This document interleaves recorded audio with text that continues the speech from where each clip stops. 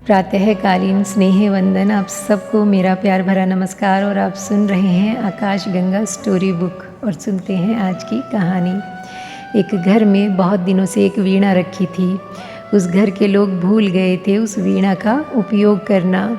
पीढ़ियों पहले कभी कोई उस वीणा को बजाता रहा होगा। अब तो कभी कोई भूल से बच्चा उसके तार छेड़ देता था तो घर के लोग नाराज़ हो जाते थे।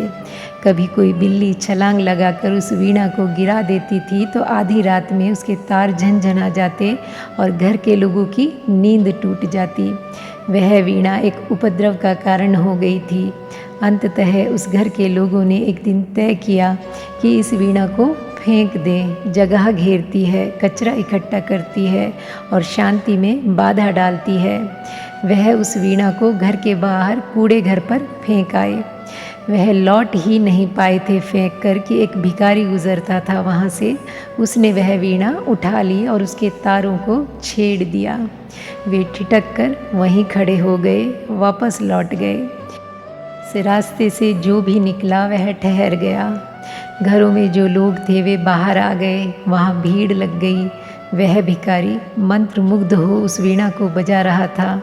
जब उन्हें वीणा का स्वर और संगीत मालूम पड़ा और जैसे ही उस भिखारी ने बजाना बंद किया तो वे घर के लोग उस भिखारी से बोले कि वीणा हमें लौटा दो, वीणा हमारी है। तो उस भिखारी ने कहा कि वीणा उसकी है जो बजाना जानता है और तुम फेंक चुके हो। तब वे लड़ने झगड़ने लगे। उन्होंने कहा कि हमें वीणा वापस चाहिए। तो उस भिखारी ने कहा कि फिर कचरा इकट्ठा होगा, फिर जगह घेरेगी, फिर कोई बच्चा उसके तारों को छेड़ेगा और घर की शांति भंग होगी। तो वीणा घर की शांति भंग भी कर सकती है यदि बजाना ना आता हो, और वीणा घर की शांति को गहरा भी कर सकती है यदि बजाना आता हो। सब कुछ बजाने पर निर्भर करता है। जीवन भी एक वीणा है और सब कुछ बजाने पर निर्भर करता है।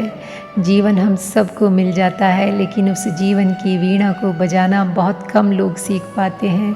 इसलिए इतनी उदासी है, इतना दुख है, इतनी पीड़ा है। इसीलिए जगत में इतना अंधेरा है, इतनी हिंसा है, इतनी घृणा है। जीवन मिलता नहीं है, निर्मित करना होता है। जन्म मिलता है और जीवन निर्मित करना होता है। और आज के लिए बस इतना ही।